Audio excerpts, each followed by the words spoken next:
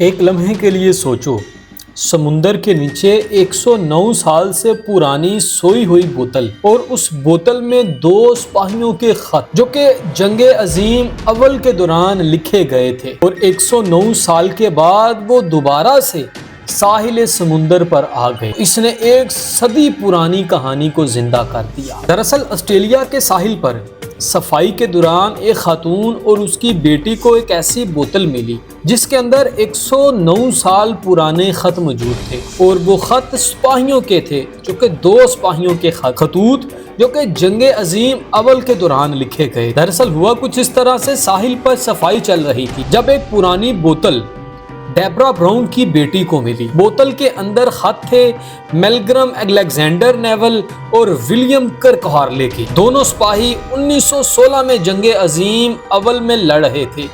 ایک خط میں میلکلم نے اپنے گاؤں ولکاوٹ جنوبی آسٹریلیا کا ذکر کیا تھا۔ ڈیبرا براؤن نے جب سوشل میڈیا پر یہ کہانی شیئر کی تو اس کے بعد ایک معجزہ ہو گیا۔ ہوا کچھ اس طرح سے کہ میلکم کے رشتہ دار ہربی نیول فیس بک پر مل گئے۔ ہربی نے بتایا کہ یہ میرے پردادا کا لکھا ہوا خط ہے، وہ یہ لکھنے کے چند ماہ بعد فرانس میں شہید ہو گئے تھے۔